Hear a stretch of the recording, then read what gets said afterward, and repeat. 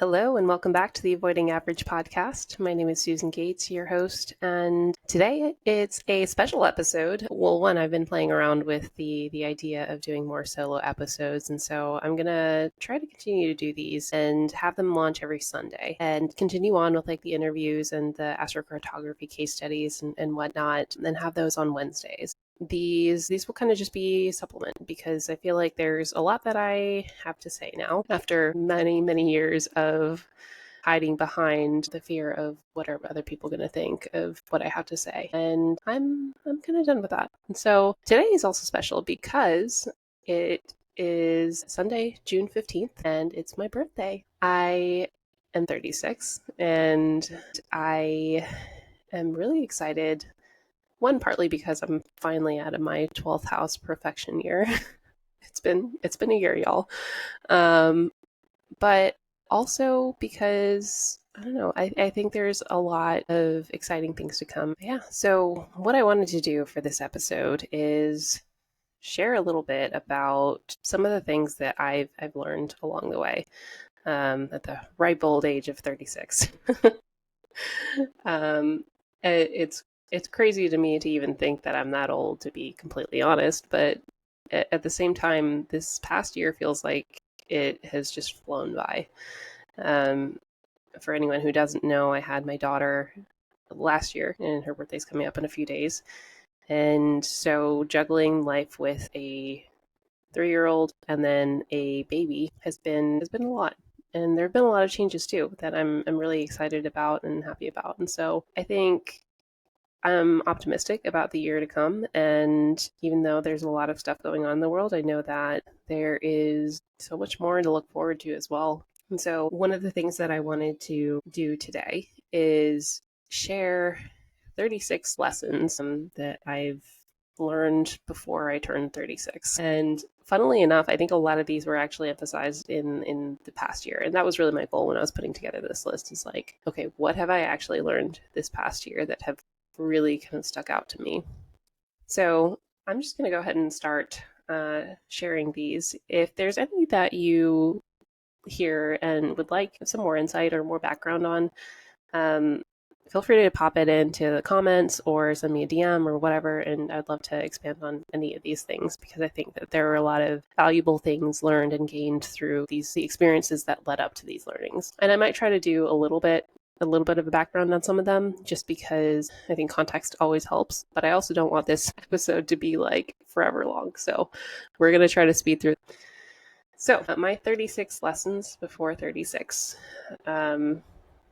So the first one was the ones that care will show up. And that one was kind of a big one for me because of, having gone through postpartum, but then also like on my birthday last year, I had my family come out to me to celebrate my birthday, which was amazing. And I absolutely loved them for that. I was very pregnant. I was already 41 weeks at the point. And so, yeah, it was, for anyone who's been pregnant before, you kind of know that it gets very uncomfortable when you get to that point in pregnancy. And I didn't really want to do anything, but people came out and they celebrated me and I felt loved. And it was really one of the best birthdays I could have asked for, given the condition. The next one is bravery does not equal fearlessness. And that one was something that I kind of had to work through with my therapist, honestly, because of some of the feelings that came up through childbirth. So I had a natural labor with my daughter. I did with my son as well, but it was challenging, as expected. But there was some shame involved with that, and so it kind of came back down to this whole idea that being brave doesn't necessarily mean that you have to be fearless. The next one, number 3, is giving yourself grace is not a weakness. And oh boy, I have struggled with giving myself grace so much in my life. And this is something that definitely came up a lot leading up to, my daughter's birth, but then also postpartum as well. Trying to give myself, the space that I needed to really heal from that, honestly. I think there in my first postpartum experience with my son, I was so like, yeah, women are so strong, they can do whatever, I don't need to rest, I can do. No, that led to a lot of other issues that I kind of had to work through. So give yourself grace. It is not a weakness. Number 4, you may not have met the people you will love the most yet. And this one was very interesting to me because leading up to having my daughter, I had no idea how I was going to have the capacity to love her as much as I love my son. Even just loving him felt like my heart was like bursting open. And so I was a little fearful, honestly, that I wasn't going to be able to do the same for her, or I wouldn't like her as much or whatever, which is crazy to think back to now, but it really was something that I had to kind of sit with for a while. But I absolutely adore her. And I just remember the first few months of postpartum, I was like, I don't even know how this is possible. Like my heart just feels like it's grown 2 sizes. And so, yeah, just keeping in mind that, the people that you love may come into your life later on. Number 5, the universe will support you if you take action on your greatest good. This one was interesting to me because a little bit of a backstory here. I had basically decided that I didn't want my mom at the birth of my daughter. A lot of these are birth related, but just because that's what happened in the beginning part of my 35th year. But I decided I didn't want her there, but she really wanted to be there, and so I had asked her not to come. We already had plans. She didn't need to be there. And I tried to make that very clear. And then come to find out later that she actually was going to try to be here anyway, even after I had asked. But then there was a death in the family. She had to go travel somewhere. And then the day that I was in labor, she was supposed to fly back. Or perhaps it was even the day before or something. And her flight got delayed. And it kept getting delayed. And it was the only flight in the airport that kept getting delayed. So I kind of laughed when she was telling me this, like later on. I was a little angry, but also just kind of funny because it really just showed how much you can be held and supported by, these random things that happen from the universe. And it's all just to help you out. So, number 6, where there is a will, there is a way. That one, I'm gonna be honest, I can't really recall exactly what story that tied to, but I think that the biggest thing here is like your mindset will dictate basically whether or not you believe that you can do something. Number 7, setting clear expectations ahead of time creates better flow. This sounds simple, right? Like, talk through a plan, you agree on it, all's good. But you'd actually be surprised at how many people don't create those clear expectations, or they have an assumption that other people understand and that they will follow along with whatever the plan is that was in their head. And that's rarely ever the case because everyone has their own perception of reality. And so for this, in the postpartum period, I was like, basically straight up with my husband, I need to actually allow myself to heal from this, as opposed to trying to do everything and take care of our son and the house and everything like that. And so we basically come to agreement of, this is how it's going to work in the first few months. And it actually worked out really well. And I think it was a million times smoother, I think, than the last experience as well. And so, yeah, just make sure you set clear expectations with the person and that, and that's done ahead of time. Number 8, synchronicities are divinely orchestrated. So I wrote in my notes here, Aurora name and birth chart. And so when we were thinking about naming our daughter, we had a whole bunch of names, and then we came across Aurora, which I really loved. And my husband surprisingly really liked too, because he liked the nickname Rory. And so we had that on the top of our list for a while, and I was kind of going back and forth, like, does she actually want that name? And there were a few instances where I had seen the name Aurora pop up a lot. And this was like on podcasts or like in even an article that I was some random article that I was reading about a poem called Aurora Lee. And so then eventually I was like, okay, confirmed, we're going to name her Aurora. She was born right at dawn, right before dawn. And the name Aurora is actually synonymous with dawn. So I thought that was really kind of funny and really cool. And so just validating in a sense too. So I fully believe in synchronicities, and I think that they are a great guide for, whether you're on track or not.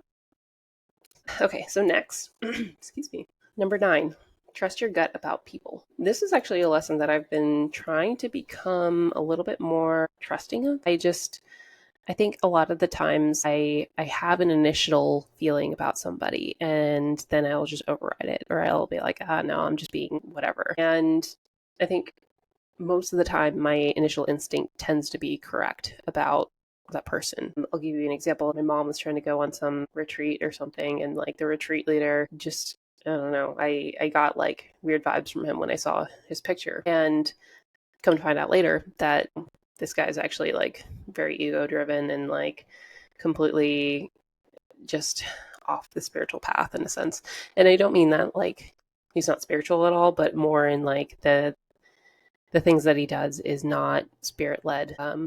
And I can do another episode later on like false spirituality and things like that. But yeah, it's just something that if you have an initial instinct about somebody, even if it's just like the tiniest little hunch, trust that. Trust that. Number 10, everyone, especially those that help others, needs help too.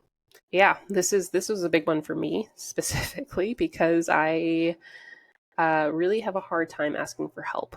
It's been something that I've been working with and have been trying to work through. And I used to think that, you know, asking for help was a sign of weakness. You need to be independent. You need to do whatever. But everyone needs help.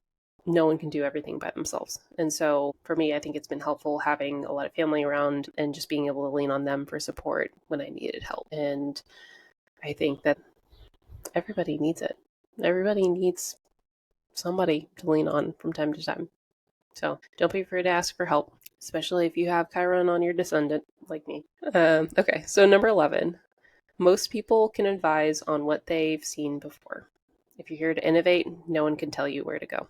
This one was an interesting lesson, I guess. This one is a big one for me, I think, because when you're talking to any healer, any practitioner, any advisor, whatever, they can only advise on what it is that they know or what they've seen. If they don't have any words to describe what it is that, you know, maybe you're meant to do, then they can't tell you. And so I think for a lot of people who are kind of on this path to innovate in some ways, you can't limit yourself to what other people think that you're supposed to be doing. But I think that if you trust your own intuition and your own gut to kind of guide you where you need to go, as opposed to limiting yourself to whatever other people tell you you should be doing, then you're doing much better off. Number 12, trust the timing of your life. For anybody who knows astrology, you know that their timing makes a big difference. There are different transits that happen. There are different things that will happen, progressions and whatnot. And everything will happen in due time. And so trying to rush the process or feeling like you need to do something in a certain amount of time, it's best to take a step back from that and know that, you know, everything will play out the way it's supposed to, not in some made up timeline in your head. Number 13, when you know, you'll know. This is very vague, I know, but I wanted to relate it back to the story of when I wanted to leave my job. And I think I would gotten guidance before of like, you know, now's not the time. And I'd asked even in my own Akashic records, I was like, when am I going to know? When am I going to be able to? And the answer was always, you'll know. You'll know. And that was 100% true. I knew exactly I believe it was back in January. I was like, hey, I know the time's coming soon. And then eventually was able to work out, you know, a date. And funny enough, later on, I found out that it aligned perfectly with some of the transits that are going on. So trust your gut and know that, you know, when it's time for something, you will know it deep within you. Number 14, I can apparently see people's auras if they're strong enough. This one was a weird one that took me off guard. I don't claim to see people's auras normally. I'm not like that visual or whatever with energy. But when we had our dog put down earlier this year, and when the veterinarian came over to our house, I turned over and just briefly, very briefly, I saw like this black cloud around her. And that like freaked me out. I was very kind of taken aback by that. And of course, like when I looked back, it was gone. But it was interesting. And so I think there's maybe something more to explore there, but we'll see. Let's see. And in relation to that, number 15, the hardest emotions are goodbyes.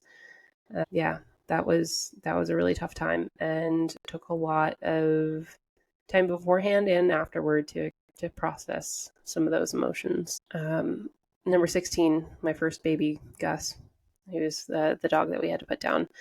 Um, he made me a better parent and a person.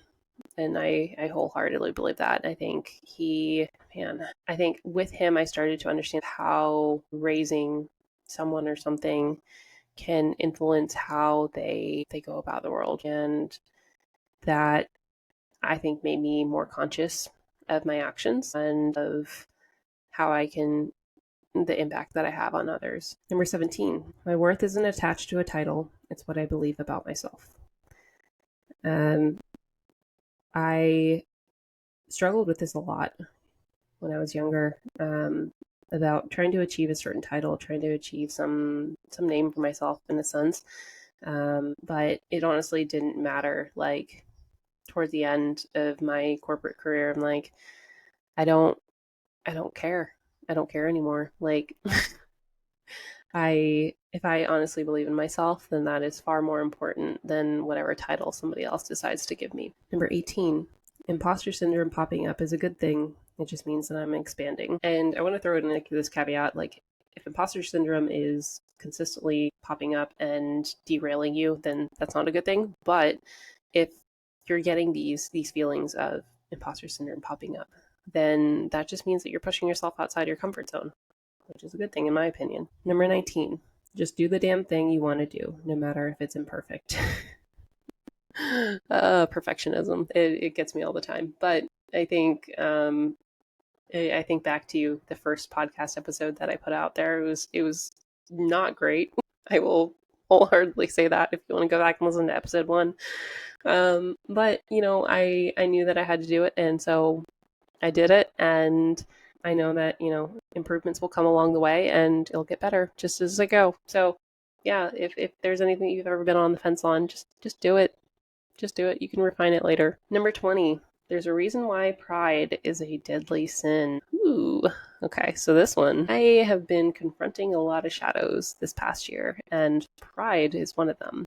I think I used to think that it just meant that, you were boastful in a sense, or that like, you had like this higher idea of who you were, and I don't know. I never really identified with pride. But eventually I came to the understanding that pride, it can actually be the same sort of thing as not letting other people see your weakness and killing yourself to do that in a sense. And that kind of relates back to the asking for help part. Like too prideful to ask for help. And so yeah, just I've definitely killed myself in the past trying to do too much without asking for help or asking for the help of others because I thought that they would look down on me because I asked for the help, and that's totally not the case. And so, yeah, just something that I've been working through and want to continue to be mindful of. Number 21, in the shadows, you'll find the light needed to move forward. So, like I said, shadow work. um, there's always light in the darkness. You can always find it. But you need to go into the darkness first to really see how bright that light actually is. Number 22.